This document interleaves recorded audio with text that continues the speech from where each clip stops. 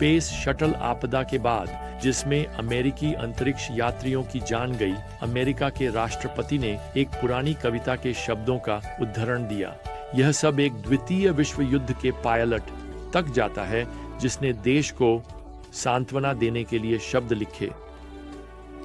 राष्ट्रपति ने कहा कि स्पेस शटल का दल धरती के कठिन बंधनों को तोड़कर भगवान के चेहरे को छूने के लिए गया। क्या आप उस लालसा को जानते हैं? भगवान के चेहरे को छूना या देखना वास्तव में हमारे सभी दिलों में एक भगवान द्वारा उत्पन्न इच्छा है।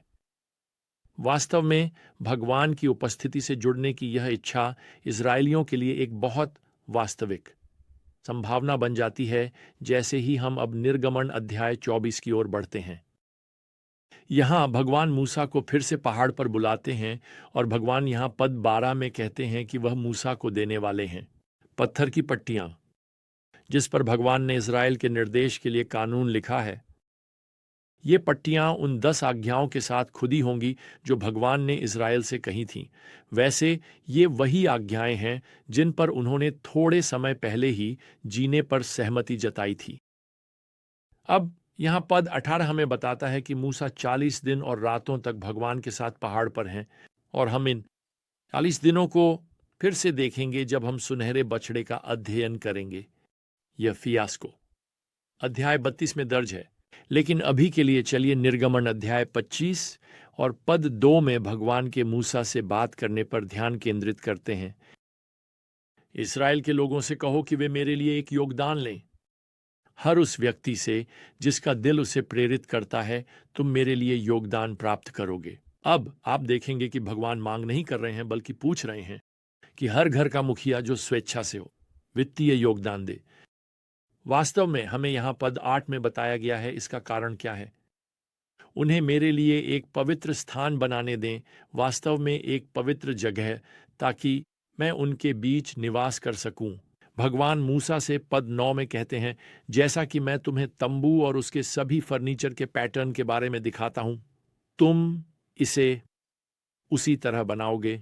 अब हमें यहां पद 10 में बताया गया है कि इस तंबू का सबसे महत्वपूर्ण हिस्सा, इस तंबू का दिल, वह है जो आर्क और दया की सीट है, वह ढक्कन जो आर्क को ढकता है। भगवान यहां कहते हैं वे एक अकेशिया की लकड़ी का आर्क बनाएंगे। इसकी लंबाई 2 गज और आधी, चौड़ाई 1 गज और आधी और ऊंचाई 1 गज और आधी होगी। अब मूसा के समय में एक हाथ लगभग 18 इंच के बराबर था। तो यह आर्क एक लकड़ी का संदूक होगा जो लगभग 3 फीट और आधा लंबा, लगभग 2 फीट और आधा चौड़ा और 2 फीट और आधा ऊंचा होगा। यहां पद 11 में मूसा को इसे सोने से ढकने के लिए कहा गया है। अब भगवान मूसा को इस बक्से, इस आर्क का उद्देश्य बताते हैं। यहां पद 16 में, तुम आर्क में वह गवाही रखोगे जो मैं तुम्हें दूंगा। अब यह गवाही उन पत्थर की पट्टियों की है जिन पर 10 आज्ञाएं खुदी हुई हैं, और मूसा को कहा गया है कि वह उस ढक्कन, या जिसे पद 17 में दया की सीट कहा गया है, को सोने के बक्से के ऊपर रखे जो उन आज्ञाओं को ढकता है। इस दया की सीट, इस ढक्कन को मूसा को शुद्ध सोने से बनाने के लिए कहा गया है, जिसमें 2 सोने के केरूबिम खुदे हुए होंगे, एक दया की सीट के हर छोर पर, एक दूसरे का सामना करते हुए, ढक्कन की ओर नीचे देखते हुए। केरूबिम बहुवचन है, हेब्रू शब्द केरूब का रूप। ये वे फरिश्ते हैं जिन्हें शास्त्र में भगवान के सबसे करीब स्वर्ग में खड़े होने के लिए जाना जाता है, और ये इस डिजाइन में यहां समझ में आता है, क्योंकि पद 22 में भगवान हमें सूचित करते हैं कि यह वह स्थान होगा जहां उनकी उपस्थिति उस दया की सीट के ढक्कन पर केरूबिम के बीच प्रभावी रूप से मंडराएगी। अब यहां तंबू में प्रायश्चित्त के दिन उच्च याजक यहां इस पवित्र स्थान में आएगा और इस दया की सीट पर एक बलिदानी जानवर का रक्त छिड़केगा। तो भगवान वास्तव में सोने के बक्से के अंदर कानून की पट्टियों पर देख रहे हैं, वह कानून जिसे उनके लोगों ने पिछले वर्ष के दौरान तोड़ा है। लेकिन वह जैसे कि उस रक्त के माध्यम से देख रहा है जो छिड़का गया है, उस दया की सीट पर उस बलिदान का रक्त, और इसके साथ लोगों के अपराध, उनके पाप इस जानवर के प्रायश्चित्त के रक्त से अस्थायी रूप से ढक दिए जाते हैं, जो निश्चित रूप से यीशु मसीह परमेश्वर के मेमने के अंतिम स्थायी बलिदान की ओर इशारा करता है, जो अंततः और पूरी तरह से पूरी दुनिया के पापों का भुगतान करेगा। अब हमें उस मेज से परिचित कराया जा रहा है जिसे उपस्थिति की रोटी कहा जाता है। यहाँ पद 23 से 30 में भगवान मूसा को एक मेज बनाने के लिए निर्देश देते हैं, फिर से अकेशिया की लकड़ी से और इसे सोने से ढकने के लिए। यह एक काफी नीची छोटी मेज है। यह केवल लगभग 3 फीट लंबी और 1 फीट और आधा चौड़ी है और केवल लगभग 2 फीट और आधी ऊंची है। यहां पद 30 में भगवान मूसा से कहते हैं, तुम मेरे सामने इस मेज पर नियमित रूप से उपस्थिति की रोटी रखोगे। तो याजक इस मेज पर 12 रोटियां रखेंगे जो इज़राइल के 12 जनजातियों का प्रतिनिधित्व करती हैं। ये रोटियां इज़राइल के गोत्रों और प्रभु के बीच संगति को दर्शाती हैं, और ये रोटियां हर सप्त के दिन ताज़ी रोटियों से बदल दी जाएंगी। उनकी संगति कभी भी पुरानी नहीं होगी। यही विचार है। अब यहां से शुरू करते हुए पद 31 में मूसा को पवित्र स्थान के अंदर एक फर्नीचर के बारे में बताया जाता है जिसे दीपक कहा जाता है। भगवान मूसा से कहते हैं, तुम शुद्ध सोने का एक दीपक बनाओगे। दीपक को हथौड़े से बनाए गए काम से बनाया जाएगा। इसके आधार, इसके तने, इसके कप, इसके कलिक्स और इसके फूल एक ही टुकड़े से बने होंगे। अब हमें बताया गया है कि इस दीपक के 7 शाखाएं 7 तेल के दीपक रखेंगे। पद 37 हमें दीपक के कार्य के बारे में बताता है। दीपक इस तरह से स्थापित किए जाएंगे कि यह इसके सामने के स्थान को रोशन करें। अब ध्यान रखें कि निवास स्थान मूलतः एक बड़ा तंबू है। इसमें कोई खिड़कियां नहीं है। वहां पूरी तरह से अंधेरा होने वाला है और वहां जाना असंभव होगा। भगवान की उपस्थिति या मंत्री पवित्र स्थान के अंदर पवित्र पवित्रता के ठीक बाहर है। यह दीपस्तंभ इस स्थान को रोशन करेगा। अब मूसा यहां अध्याय 26 में तंबू की संरचना पर हमारा ध्यान केंद्रित करने जा रहे हैं। हम बाद में अध्ययन करेंगे कि वह यहां जो विवरण प्रस्तुत करते हैं जब हम लेवितिकस की पुस्तक पर पहुंचेंगे।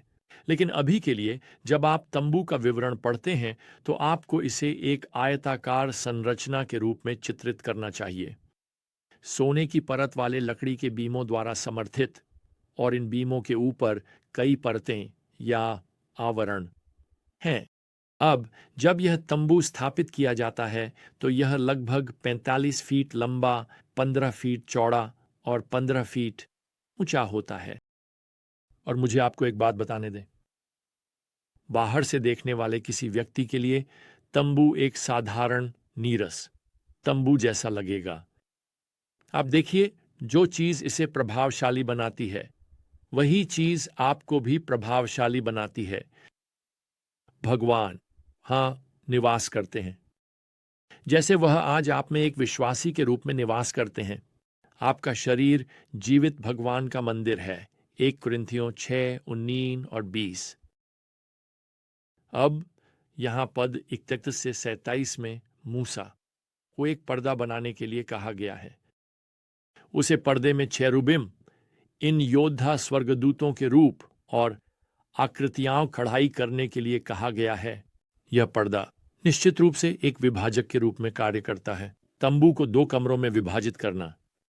बाहरी कमरा, जहां पादरी मंत्री को पवित्र स्थान कहा जाता है, यहीं पर मेज, रोटी और दीपस्तंभ रखा जाता है। आंतरिक कमरा, जिसे हम सबसे पवित्र स्थान, पवित्र पवित्रता कहते हैं, वह उस सुनहरे बक्से आर्क को समायोजित करेगा जिसके ऊपर दया की सीट है, जो प्रभावी रूप से पृथ्वी पर भगवान का सिंहासन है। तो हम देखते हैं इन अध्यायों में वर्णित एक तंबू जहां भगवान पृथ्वी पर एक बहुत विशेष तरीके से निवास करते हैं। हमारे पास रोटी है जो जीवन और उस फेलोशिप का प्रतिनिधित्व करती है जिसे भगवान अपने लोगों के साथ चाहते हैं। यहाँ एक बड़ा दीपस्तंभ है जो अंधकार को रोशन कर रहा है। क्या इनमें से कोई भी चीज आपको परिचित लगती है? प्रियजनों, इसका सब कुछ उदाहरण देता है। यह सब यीशु की ओर इशारा करता है, जो पृथ्वी पर आए और निवास किया हमारे साथ या हमारे बीच। शाब्दिक रूप से आप इसे अनुवादित कर सकते हैं, उन्होंने हमारे बीच तंबू लगाया, यूहन्ना 1:14 कहता है। और यीशु ने घोषणा की कि वह प्रकाश है दुनिया का। उन्होंने घोषणा की कि वह जीवन की रोटी है। वह घोषणा करते हैं कि वह पाप के लिए अंतिम बलिदान है। अब हम आज भगवान के चेहरे को छूने या देखने में सक्षम नहीं हो सकते, लेकिन हम यह कर सकते हैं, जैसा कि वह पुराना गीत गाता है, अपने नजरें यीशु पर डालो, उसके अद्भुत चेहरे में पूरी तरह से देखें, और पृथ्वी की चीजें उसकी महिमा और अनुग्रह की रोशनी में अजीब तरह से धुंधली हो जाएंगी। खैर, अगली बार तक प्रियजनों, प्रभु यीशु मसीह की कृपा, भगवान का प्रेम और पवित्र आत्मा की संगति आप सभी के साथ हो। आमीन।